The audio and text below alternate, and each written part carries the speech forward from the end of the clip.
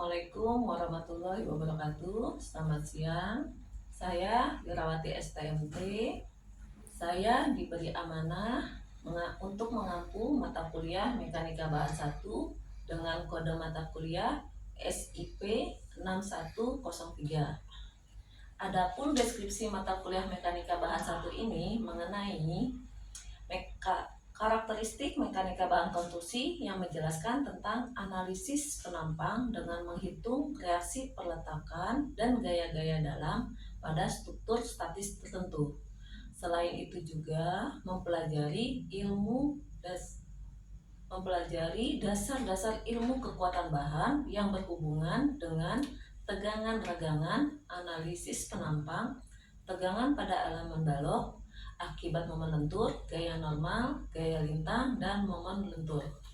Baik, untuk materi pembelajaran atau capaian pembelajaran mata kuliah Mekanika Bahan 1 ini ada 4 capaian. Yang pertama, mahasiswa memahami prinsip karakteristik penampang tunggal maupun penampang gabungan. Yang kedua, mahasiswa mampu menganalisa dan menyelesaikan perhitungan nilai tegangan lentur yang terjadi pada suatu konstruksi. Yang ketiga, mahasiswa mampu menganalisa dan menyelesaikan perhitungan nilai tegangan normal dan geser yang terjadi pada suatu konstruksi. Dan yang keempat, mahasiswa menganalisa dan menyelesaikan perhitungan nilai tegangan puntir yang terjadi pada suatu konstruksi serta merancang balok sederhana. Prasyarat dari mata kuliah Mekanika Bahan 1 ini, mahasiswa sudah pernah mengambil mata kuliah Matematika Dasar dan Fisika Dasar. Baik, untuk selanjutnya mari kita saksikan video pembelajaran Mekanika Bahan 1 pertemuan ke-13 tentang bidang inti Kern.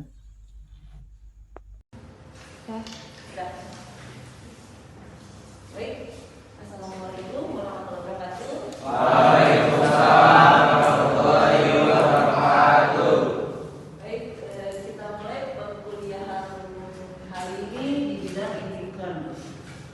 Kalian sudah belajar kalau di bidang inti sebelum di bidang inti Kern ini kalian belajar tentang tegangan. Nah, di tegangan ini kita sudah mulai di bidang inti Kern ini berarti memulai memusatkan tegangan di suatu bahan. Oke. Learning outcome-nya pada learning outcome pada akhir pertemuan berarti hasil dari pertemuan hari ini berarti kita mengatakan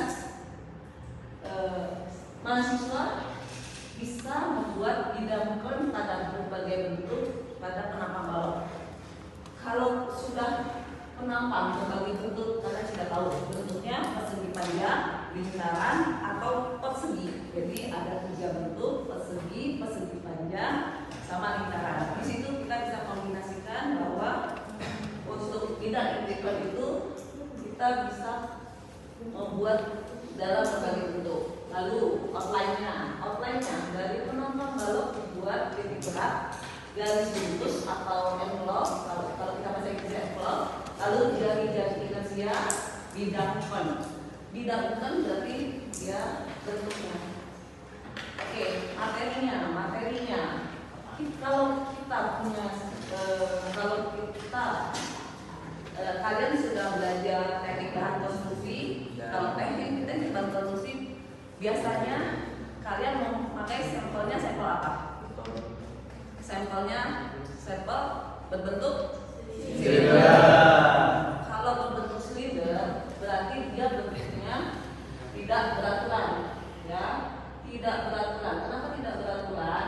Berarti ada gaya yang bekerja di berbagai arah. Nah, ini seperti contohnya. Kalau kalian nanti atau kalian sudah ya?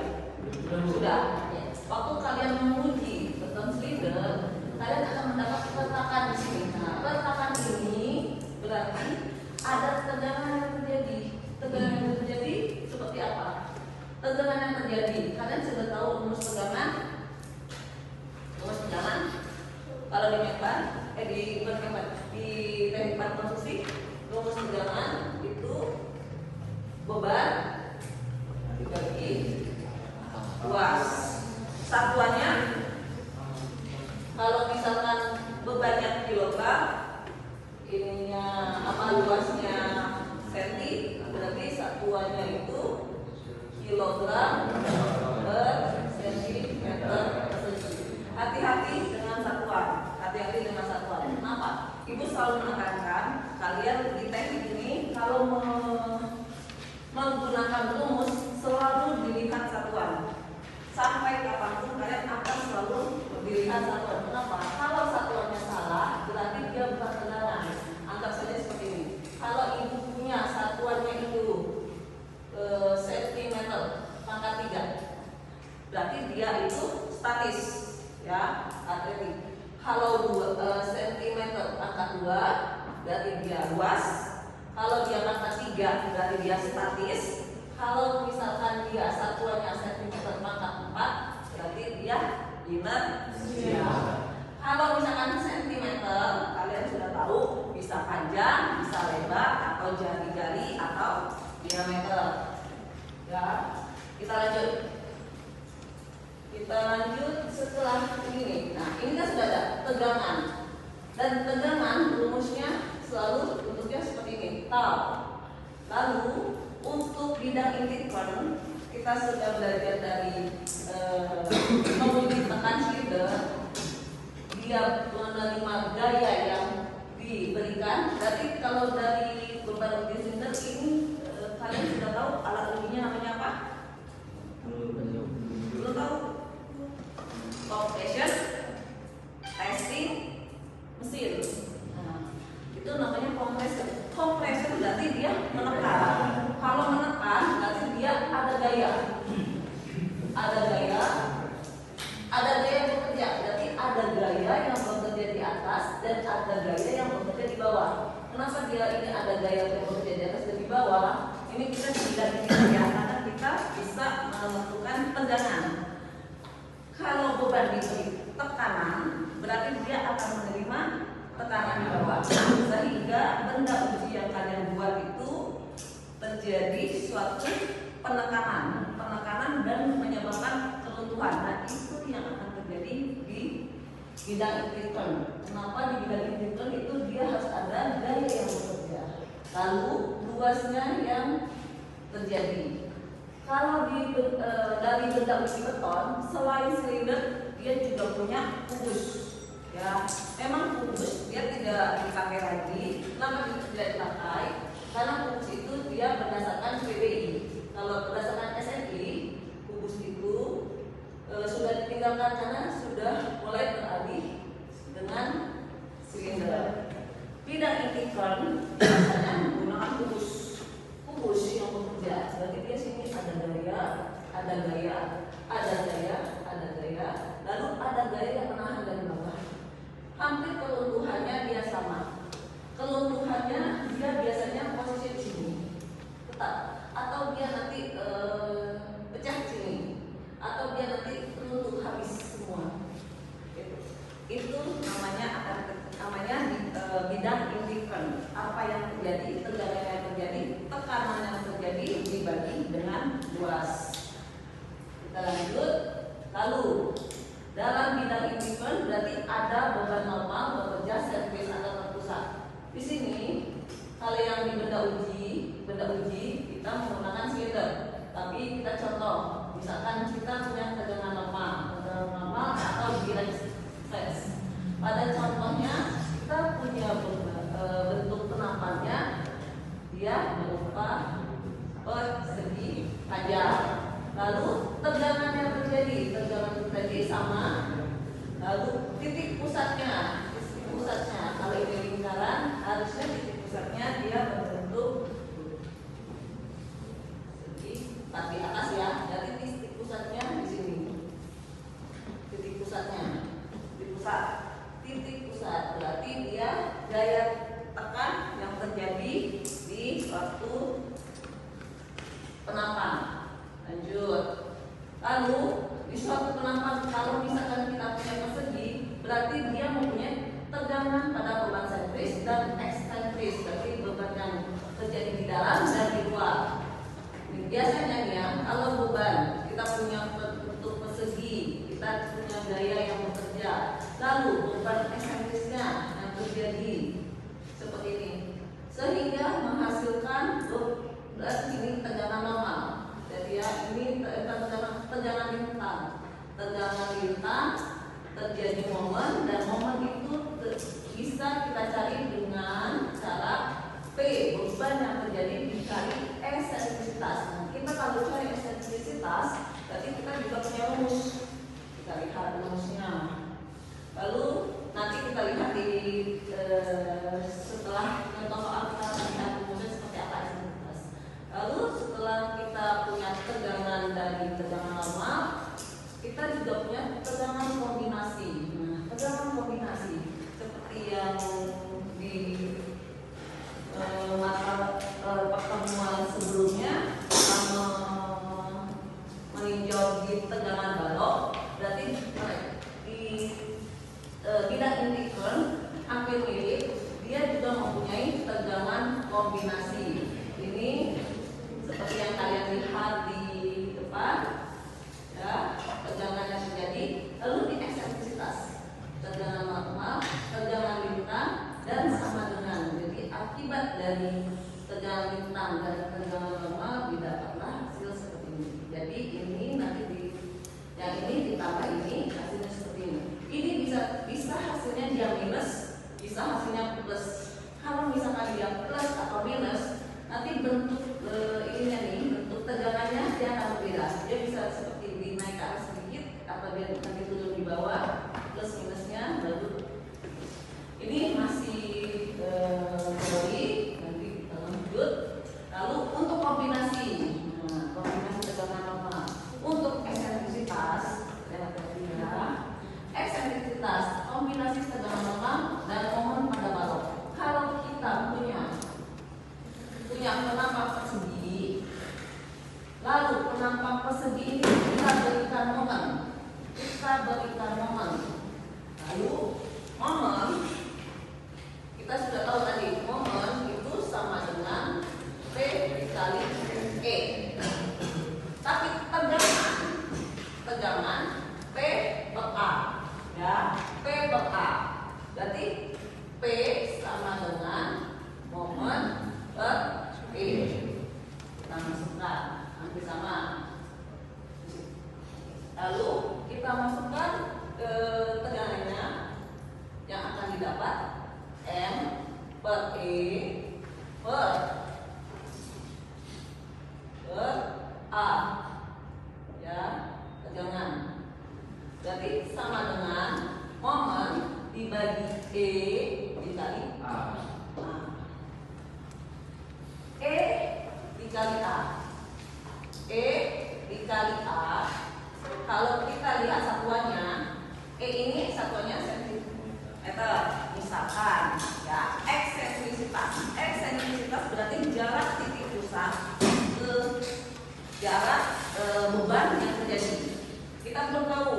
Terus A-nya itu satuannya sentimeter pangkat 2. Berarti kita menghasilkan sentimeter pangkat 3. Kalau sudah sentimeter pangkat 3, berarti kita mencari statis.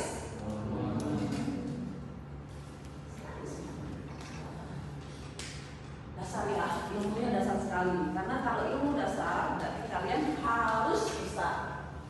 Ilmu dasar ini yang akan membekali kalian nanti waktu kalian mata kuliah yang selanjutnya. Karena mekanika bahan satu ini ilmu dasar dari beton, dari gempa, dari baja yang berkaitan dengan semi sipil. Lanjut ya. Setelah kita punya soal seperti ini, ada penampang, ada beban terpusat, lalu kita buat, ini masih tanpa angka, kita buat tegangan normal, tegangan akibat momen, sehingga dari tegangan normal, tegangan momen bisa terjadi ada dua. Di sini kita kalau penampang, kalian sudah belajar untuk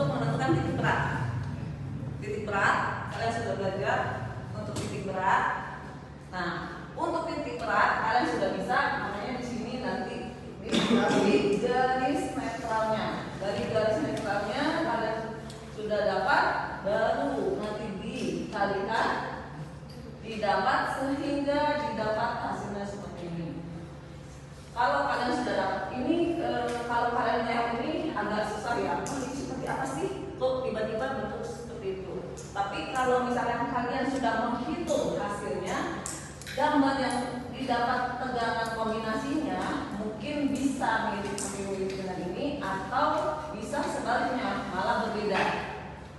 Kita lanjut dulu ya dari teorinya. Lalu coba kita tinjau bersama ibu.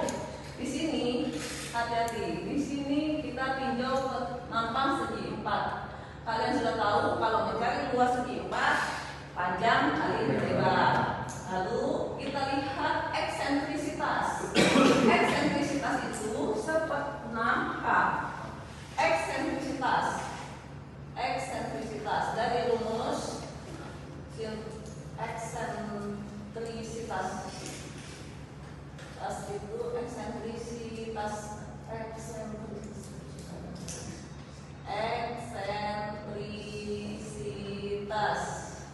itu atau E itu sama dengan 1/6 kali tinggi.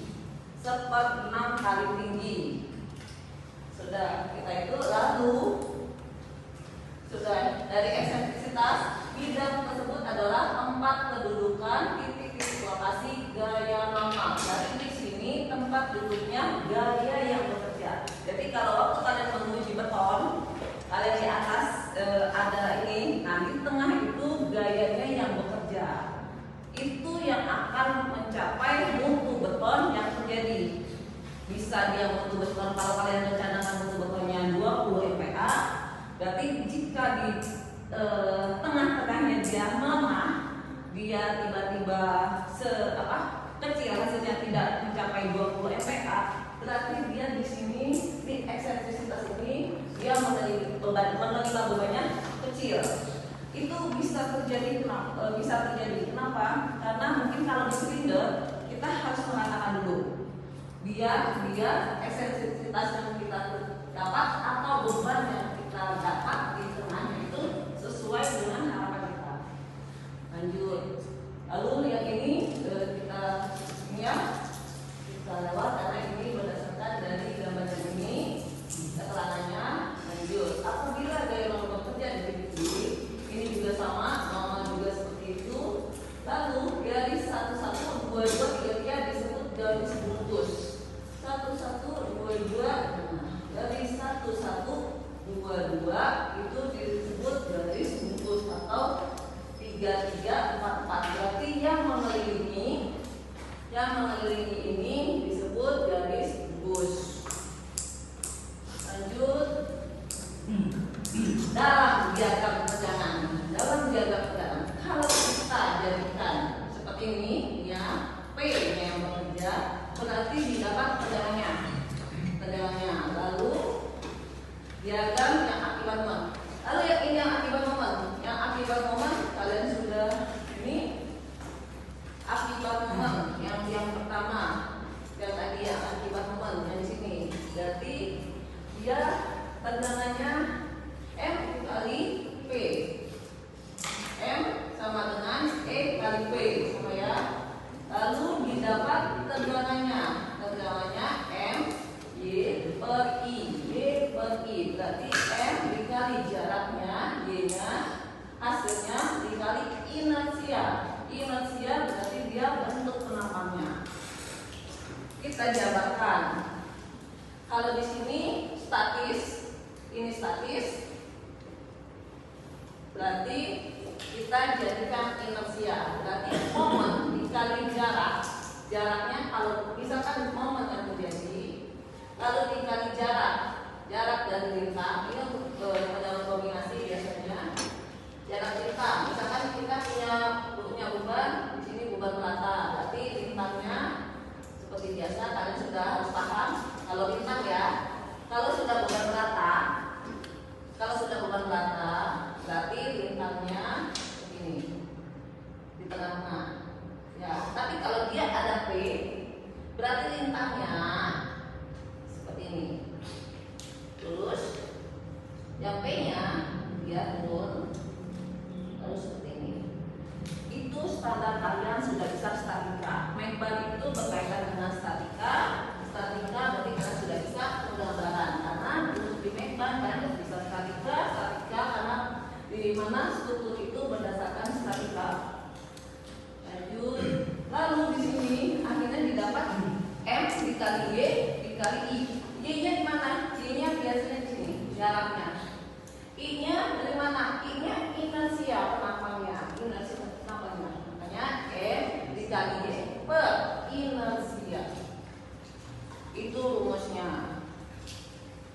Lalu lanjut. Nah ini kita ingat kalau dia di X, berarti dia tegangan di X, dia rumusnya seperti ini. Di tegangan Y rumusnya di tegangan X, berarti dia momennya pakai momen dikali Y. Tapi kalau di tegangan Y dia pakai momennya dikali X. Rumus untuk normalnya kalian bisa baca. Lalu penggambarannya, kalian sudah tahu jari-jari inersia. Di jari-jari inersia, kalau kalian punya profil, kalau kan tadi kita sudah bentuk penampang, lalu bungkusnya, lalu sudah tahu eksentrisitas jari-jari inersia. Kalau jari-jari inersia, kalau di profil dia ada, ya. Kalau di profilan misalkan kita punya WF, di profilan ada di tabel. Lalu kalau misalkan kita punya profil C juga ada. Tapi kalau kita punyanya balokan, kita tinggal ikuti rumusnya. Berarti kalau untuk jari-jari inersia, dia inersia dibagi A. Karena dia di sini jari inersianya kuadrat, berarti dia harus diangkatkan. Ada dia. Berarti rumusnya inersia sama dengan akar I per A. Akar I per A. Jadi kalau sudah akar I per A, di sini satuannya cm. Kalau misalkan cm persegi, kalau diakarkan dia jadinya cm. Jadi sekalian matematikanya juga harus paham. Mekanika bahan ini memang di matematikanya ada, di statikanya ada. Jadi ilmu basic science-nya ada, Pak. Basic science kan kalian tahu, basic science untuk teknik sipil itu matematika. Jadi matematikanya dapat, statikanya juga dapat, rumus yang digunakan untuk satuannya juga kalian juga harus paham. Karena kalau rumus sama satuannya salah, kalian tidak akan bisa mendapatkan hasil yang maksimal. Lalu persamaan integral, persamaan umum jarak bidang integral. Nah, kalau untuk persamaan umum jarak bidang integral, berarti dia itu bidang integral dia eksentrisitas. Ya, eksentrisitas. Lanjut penurunannya, kita punya contoh soal seperti ini. Gampang, kalian sudah tahu kan di sini ada B, ada H. Persamaannya kita harus cari dulu EX. Nah, Z ini ada ya. Z ini simbolnya dia statis. Berarti dia pangkatnya 3 dibagi luas. Statis dibagi luas. Untuk mencari statis berarti dia inersia dibagi Y. Y-nya itu jarak titik pusat ke atas atau titik pusat ke bawah. Lanjut, didapat hasilnya. Kita mencari I, berarti kalian sudah tahu kalau penampang persegi dia 1/12 B kali H pangkat 3. Untuk Y-nya itu setengah H. Berarti kalau dia persegi berarti dia setengah. Lalu H-nya kalian juga sudah tahu, A kali B. Lalu E-nya didapat, E-nya itu Z dibagi A, sehingga didapat EX-nya 1/6 H. EX 1/6 H, berarti dia di sini H, di sini B. Berarti inersia EX-nya berarti dia 1/6 H. Di sini ya, 1/6 H. Untuk penggambaran bidang inti atau kon. Lalu kalau untuk Y hampir sama rumusnya. Kita berarti kalau Y itu dia di B. Kalau dia X itu di Y, di H. Kalau Y-nya itu di B. Hasilnya juga sama 1/6. Berarti dia 1/6 di sini sama di sini. Berarti dia kita bidang integralnya kita gambar. Inilah namanya bidang integral. Sederhana ya? Sederhana. Jaraknya ini yang tadi sama. Lalu bidangnya. Kalau misalkan lingkaran, kalian sudah tahu rumus lingkaran. Dari SMA kalian sudah tahu rumus lingkaran itu seperti apa. Oke, rumus lingkaran itu berarti luas lingkaran itu 1/4 pi dikali D kuadrat. Lalu inersia lingkaran, berarti 1/64 dikali Pi dikali D pangkat 4. Dari hasil yang I dan A, berarti kalian bisa menentukan untuk eksentrisitas atau bidang indikatornya sama status momennya. Kalian tinggal ikuti, lalu ini didapat, ya. Hati-hati, EX itu lebih kecil atau sama dengan Z, XX per A. Kalau misalnya kita ketahui dari soal kita tahu X-nya, kalau kita belum ketahui berarti kita cari E. Tapi kalau sudah diketahui berarti tegangan yang dicari, ya, tegangan yang dicari, bukan eksentrisitas lagi. Lalu yang ini lingkaran ini yang dengan lubang, yang tadi yang tanpa lubang, yang ini dengan lubang. Oke, kita lanjut. Sampai sini kalian sudah mengerti? Yang sederhana saja, kita infokan. Sudah mengerti? Oke, sudah mengerti. Kalau kalian sudah mengerti, berarti nanti kita coba kalian kerjakan mungkin di rumah atau nanti ibu kasih soal 2 soal lingkaran dan persegi panjang di rumah. Nanti kita akan lanjutkan di minggu depan untuk membahas soal-soal di bidang indikator. Dia tidak hanya persegi lingkaran, tapi kita akan bahas dia dengan penggabungan antara persegi atau penggabungan antara lingkaran, persegi dan segitiga seperti itu. Nah, itu makanya kenapa kalian bisa tahu apa kegunaan dari bidang indikator itu. Jadi bidang indikator itu berarti untuk mencari tegangan yang bekerja pada suatu penambang. Baik, kuliah kita sampai hari ini. Mudah-mudahan nanti minggu depan kita bertemu lagi dengan jawaban kalian, jawaban